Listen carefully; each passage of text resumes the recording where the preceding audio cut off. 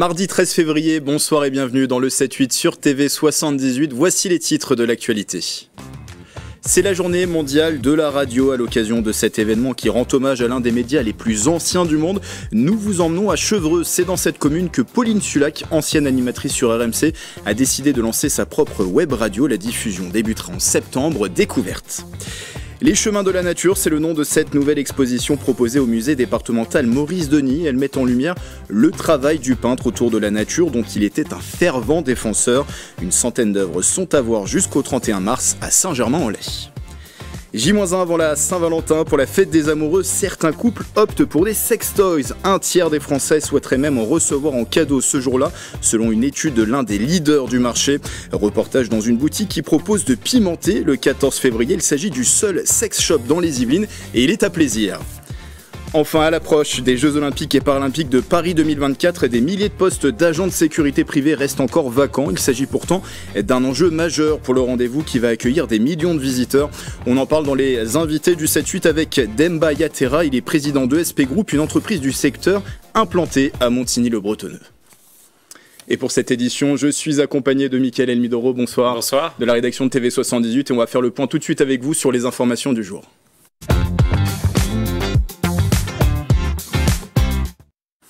Pour commencer, du nouveau dans l'affaire du meurtre de Djibril, cet adolescent de 14 ans tué à Coignères en novembre 2022 à la sortie d'un gymnase après un combat de MMA.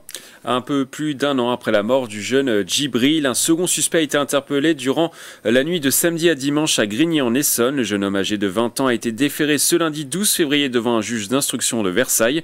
Il devait être mis en examen pour tentative de meurtre sur mineur. Djibril avait été tué par un coup de marteau dans une rixe. Vous nous emmenez dans l'espace ou presque à présent, Mickaël, puisque les étages du vol inaugural d'Ariane 6 sont en route pour la Guyane et les Yvelines ont participé à ce projet titanesque. Oui, tout à fait Grégory. L'étage principal et l'étage supérieur du premier lanceur de vol Ariane 6 sont à bord d'un cargo pour être livré à Kourou en Guyane fin février. Ces étages ont été intégrés et testés par Ariane Group sur le site des Mureaux en France et à Brême en Allemagne. Ces éléments seront assemblés pour former le corps central du lanceur. Le vol inaugural financé par l'Agence spatiale européenne est prévu entre le 15 juin et le 31 juillet prochain. On l'a appris dans la journée, une grande voix française nous a quittés. On va écouter cette fameuse voix. On écoute.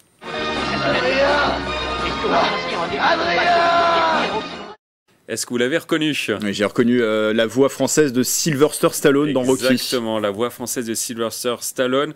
L'Yvinois Alain Dorval est décédé la nuit dernière à l'âge de 77 ans suite à un cancer. On a tous connu sa voix tout au long de ses films entre Rocky ou encore Rambo. Son timbre de voix reconnaissable était aussi celui de Patibulaire dans le film Dingo et Max. Ce chevalier des arts et des lettres était aussi le père de l'ancienne députée des Yvelines et actuel ministre délégué chargé de l'égalité entre les femmes et les hommes, Aurore Berger. Une bonne nouvelle à présent et direction Thoiry, une bonne nouvelle pour la conservation. Alors, est-ce que vous connaissez le cheval de Przewalski? De Przewalski, c'est ça, le dernier cheval non, je ne connais sauvage, pas. Originaire des steppes d'Asie centrale. Et bien, le zoo de Thoiry participe au programme d'élevage européen pour réintroduire cette espèce au Kazakhstan. Il y a quelques jours, une des femelles présentes dans les Yvelines est partie en direction de Berlin. Première étape vers sa réintroduction, elle sera ensuite libérée dans les steppes kazakhs en mai prochain. De superbes clichés fournis par le zoo safari de Thoiry. On termine avec une information sportive, ou plutôt mode. Elle concerne une tenniswoman qui est licenciée à Voisins-le-Bretonneux. La joueuse de tennis fauteuil Pauline Desroulettes vient d'être choisie comme égérie de Dior. Ce sera une première collaboration entre l'Yvelinoise, triple championne de France, et le groupe LVMH, partenaire des Jeux Olympiques et Paralympiques. 3 autres sportifs de haut niveau ont été sélectionnés par la maison. Léon Marchand en natation, Enzo Lefort en escrime et Mélanie De Jesus dos Santos en gymnastique. Merci Mickaël, et comme d'habitude, si vous aussi près de chez vous, vous êtes témoin d'une actualité qui vous fait réagir dans les Yvelines, n'hésitez pas à nous la partager sur les réseaux sociaux en utilisant le hashtag 78news.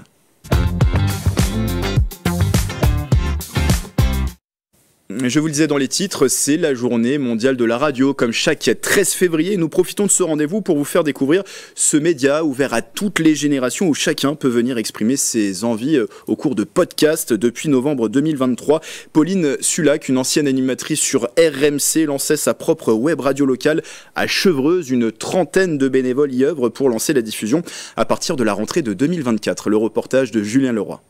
On se retrouve avec un sonore qui est là et la fin de phrase est ici. Donc il faut que je remonte juste la fin de phrase. C'est dommage, autant le faire directement, essayer de le refaire directement. Bouche sur le micro et casque sur les oreilles. Depuis novembre 2023, l'aventure Radio Chevrotine a démarré à Chevreuse. Aux commandes, Pauline Sulac, 67 ans, riche d'une expérience d'une dizaine d'années sur différentes stations nationales comme animatrice. Pour le moment, pas de diffusion en continu, mais des podcasts disponibles sur le site internet du média local. Passion du tango ou de la cuisine. Dans cette pièce de 15 mètres carrés, chacun peut venir s'exprimer sous les conseils avisés de Pauline.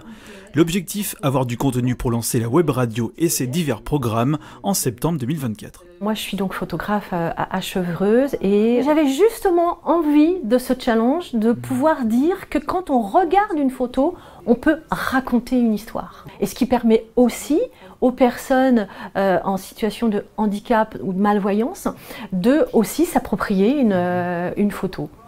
J'ai eu envie de faire se rencontrer les gens, les anciens, les jeunes, les vieux, toutes sortes de personnes, parce qu'on vit ensemble. Mais bon, parfois on ne connaît pas son voisin, et ça c'est dommage. La radio, Pauline Sulac l'intègre en 1976. Après un BTS tourisme, elle participe à l'âge de 19 ans à un concours d'animateurs parrainé par Jean-Pierre Foucault pour Radio Monte-Carlo. Sur les 10 000 candidatures envoyées, la jeune femme fait partie des 5 lauréats pour intégrer les locaux à Monaco. Charles Aznavour, Michel Thor ou Dalida, de nombreuses personnalités sont interviewées dans ces émissions. Un amour pour ce média que cette spécialiste souhaite transmettre aux autres. Je m'aperçois aujourd'hui, par exemple, qu'à part sur un plan technique, au bout du compte, les choses n'ont pas vraiment évolué. Une voix, c'est une voix, et pour moi, une voix, c'est absolument magique. Je le dis tout le temps, mais ça fait rien. Toutes les voix sont magnifiques. C'est vrai qu'on peut travailler une tonalité, on peut travailler quelques petits défauts, mais le défaut de votre voix peut devenir votre spécificité. Tous les 2 mois, un nouveau rendez-vous et une nouvelle thématique. Le prochain est prévu le 29 mars et traitera du bon ou mauvais usage des nouvelles technologies. Micro, table de mixage ou ordinateur, Pauline Sulac possède le matériel mais recherche pour le moment des bénévoles. Ils sont une trentaine, des techniciens manquent encore à l'appel. Pour pallier ce besoin, diverses sessions de recrutement sont organisées régulièrement. L'espoir de monter une équipe solide pour diffuser sur les ondes dans les prochaines années. Bonne fête à la radio. Alors jeudi dernier, Mickaël, se tenait le conseil d'agglomération de Saint-Quentin-en-Yvelines. On va faire le point avec vous sur quelques-unes des délibérations qu'il faut retenir. Et qui dit début d'année dit réflexion sur le budget. Une année exceptionnelle, je ne vous l'apprends pas. L'été prochain, Saint-Quentin-en-Yvelines accueille 6 épreuves de Paris 2024. Pour cela, une enveloppe de 5 millions d'euros est prévue pour accueillir l'événement. Saint-Quentin-en-Yvelines a aussi entamé de grands investissements. Le commissariat dit du futur, dont la construction a débuté à Elancourt. La National 10 Attrape, le théâtre de Saint-Quentin-en-Yvelines, l'hypercentre de Montigny-le-Bretonneux, mais aussi le boulevard Miserey à Maurepas. Les recettes estimées 262 millions d'euros, dont 169 issus des impôts. Le contexte économique, je l'ai rappelé lors de la séance, qu'il soit international ou national, est un peu compliqué. Donc on doit avoir une grande vigilance dans la préparation de ce budget. Et ce qui attire notre attention, c'est le niveau des taux élevés. Nous sommes une communauté qui a beaucoup de projets, on travaille beaucoup pour l'attractivité du territoire et on a beaucoup de projets qui se lancent en même temps. Justement, un projet au menu des délibérations, c'était celui de la révision du schéma régional de l'habitat et de l'hébergement. Petite explication d'abord, le SRHH, c'est son petit nom, est un texte qui a une durée de 6 ans, 2024 à 2030. Il donne des objectifs de construction de logements en Ile-de-France, 70 000 logements par an pour Saint-Quentin-en-Yvelines. Cela représente à peu près 10 600 logements sur les 6 prochaines années, 1754 par an, dont 474 logements sociaux. 4 communes de l'agglomération sont aujourd'hui carencées. Il reste un peu moins de 1000 logements sociaux à construire sur ces communes. Le Conseil a voté un avis défavorable. Les explications de Grégory Garesti. C'est un texte qui n'a pas été construit avec, j'allais dire, l'intercommunalité. On a des objectifs de construction qui sont irréalisables, en tout cas irréalistes. Donc il y a une problématique non seulement, j'allais dire, d'objectifs chiffrés, mais aussi c'est contraire aux réalités du territoire.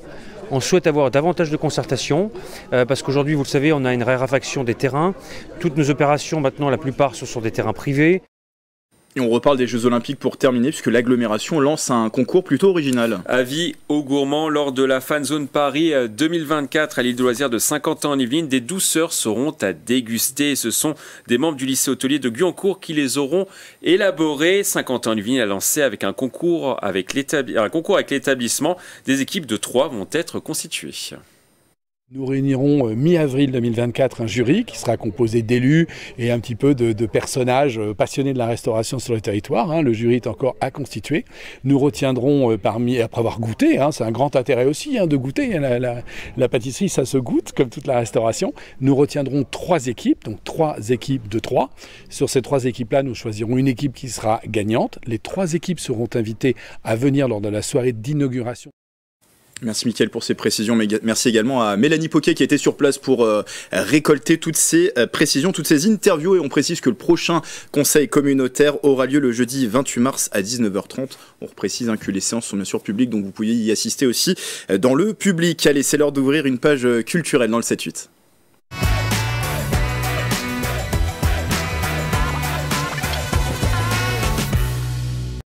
Le 1er mars prochain, le théâtre Coluche à Plaisir accueille la pièce « Elle ne m'a rien dit » d'Hakim Djaziri. C'est une pièce qui aborde la question des violences conjugales. Voici 3 raisons d'aller voir cette programmation au micro de Mathilde Franco.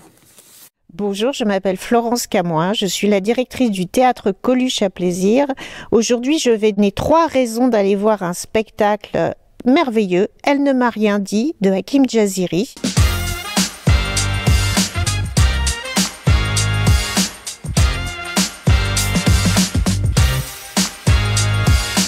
Première raison, c'est une création de Hakim Djaziri sur un sujet extrêmement fort qui me tient profondément à cœur, les violences faites aux femmes.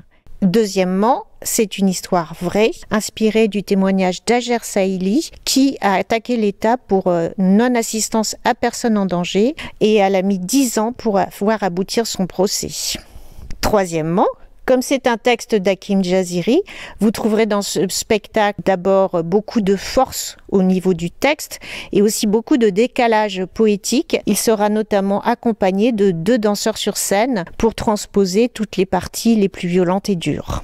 Voilà, c'était les 3 raisons pour vous inciter, et je dis bien très fortement inciter parce que c'est génial, à aller découvrir le spectacle d'Hakim Djaziri, Elle ne m'a rien dit, le 1er mars à 20h30 au Théâtre Coluche à Plaisir.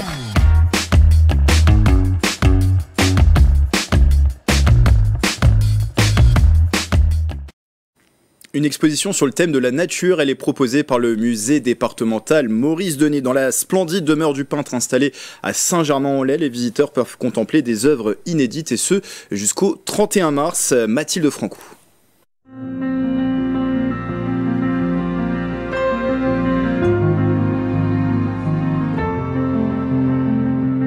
Les chemins de la nature, c'est le nom de la nouvelle exposition du musée départemental Maurice Denis.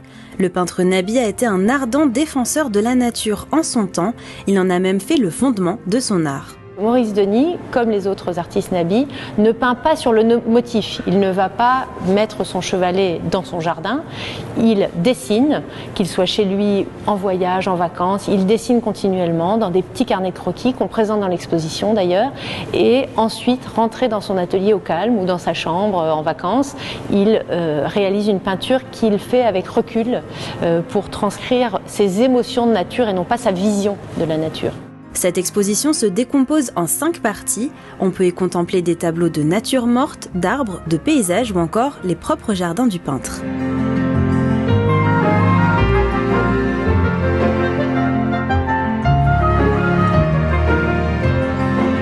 Ce tableau que Maurice Denis peint en 1918, il représente notre jardin. C'est le jardin de sa maison, c'est le jardin du prieuré, et on est chez nous, si je puis dire, c'est-à-dire que le visiteur peut admirer cette œuvre et ensuite aller déambuler dans le jardin, descendre dans le bas du jardin où se trouve encore aujourd'hui ce bassin. Au total, une centaine d'œuvres sont exposées, dont plus d'un tiers sont des tableaux inédits prêtés par des collectionneurs privés ou des musées, comme celle-ci qui vient du musée d'Orsay. C'est vraiment un des chefs-d'œuvre de Maurice Denis qui a été présenté dans des expositions dans le monde entier. Cette œuvre, elle a une importance singulière dans la vie de Maurice Denis parce qu'elle a été peinte pendant son voyage de noces, l'été 1893, et c'est un exemple formidable de cette nature qui, pour Maurice Denis, se met au diapason du sentiment. La nature comme vecteur de sentiments, comme source d'inspiration, mais aussi comme lieu de ressourcement.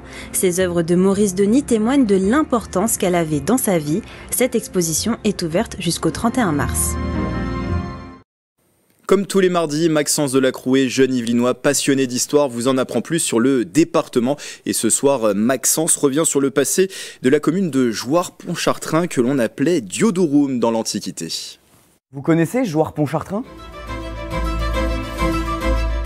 Diodorum est une importante ville gallo-romaine du peuple des Carnutes en Beauce. Et elle se trouve sur le territoire actuel de Jouarre-Pontchartrain, dans les Yvelines. Cette ancienne ville est considérée comme le site administratif et commercial le plus important d'Île-de-France durant l'Antiquité. C'est une cité commerçante et artisanale.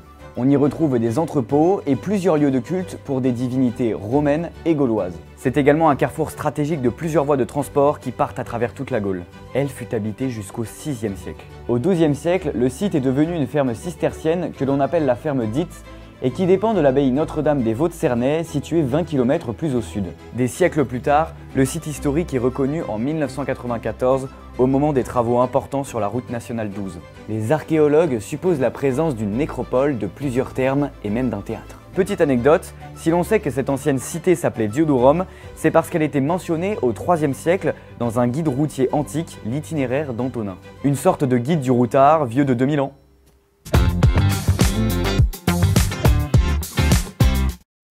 Demain, c'est la Saint-Valentin et à l'approche de la fête des amoureux, les ventes de sex-toys augmentent dans les boutiques dédiées. Selon le magazine américain Forbes, le marché mondial de ces objets pourrait même atteindre 122 milliards d'euros cette année. Nous nous sommes rendus dans l'unique Love Store présent dans les Yvelines. Il pourrait bien pimenter votre soirée du 14 février et il est donc situé à Plaisir. Gabriel Gontier.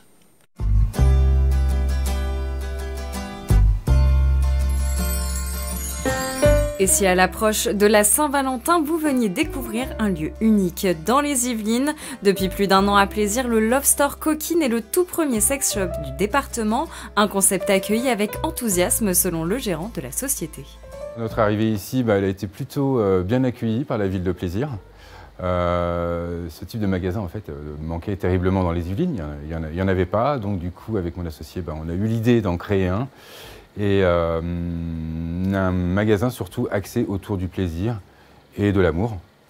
Et donc, quand on a vu qu'il y avait des locaux disponibles dans la ville de Plaisir, on s'est dit, pour nous, c'est bingo. Depuis le confinement, les ventes de sextoys ont explosé en France, augmentant selon une étude de 50% entre 2019 et 2021. L'objectif ici était de créer un lieu dans l'air du temps, dédié au plaisir tout en étant éthique et responsable. Et nous avons retiré tout ce qui était pornographie et tout ce qui était vulgaire en fait. C'est-à-dire que chez nous, vous ne trouverez pas de DVD porno, vous ne trouverez pas de revues porno. Par contre, vous trouverez tous les articles qui tournent autour du désir, du plaisir et de l'amour.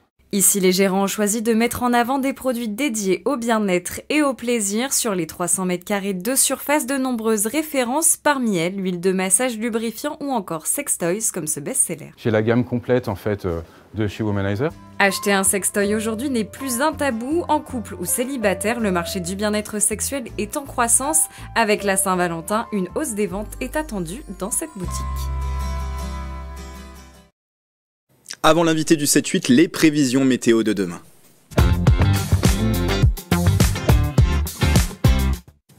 Du soleil peut-être dans les cœurs pour le 14 février, mais en tout cas pas dans le ciel yvelinois. Ce sera nuageux dès demain matin. Les températures sont plutôt douces pour un mois de février. Comptez 10 degrés à Versailles et Rambouillet, 11 degrés à Mantes-la-Jolie et Houdan. L'après-midi, même condition dans le ciel. Le thermomètre grimpera jusqu'à 15 degrés dans les Yvelines. Et ce mercredi 14 février, nous fêterons bien sûr les Valentins. Tout de suite, l'invité du 7-8.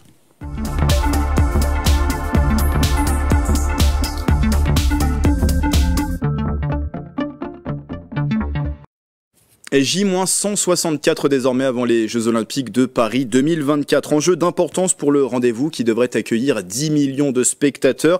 La sécurité et pourtant des milliers d'agents de sécurité privés manqueraient encore et devraient être encore recrutés. On va en parler avec notre invité en visio, c'est Demba Yatera. Bonsoir. Bonsoir. Vous êtes le président d'ESP Groupe Euro Sûreté Protection qui est basé à Montigny-le-Bretonneux. C'est une société française de sécurité privée dont on a parlé récemment dans l'actualité puisque l'un de vos salariés, son nom c'est Abderrahmane Cissé, est l'agent qui a désarmé et neutralisé l'assaillant de la gare de Lyon qui a fait 3 blessés au couteau le 3 février dernier. Il fait partie de votre task force qui est déployée pour assurer la sécurité dans les gares franciliennes. J'imagine que c'est une fierté pour vous de voir l'un de vos salariés qui a déjoué peut-être un drame qui aurait pu être de plus grande ampleur. Oui, bien sûr.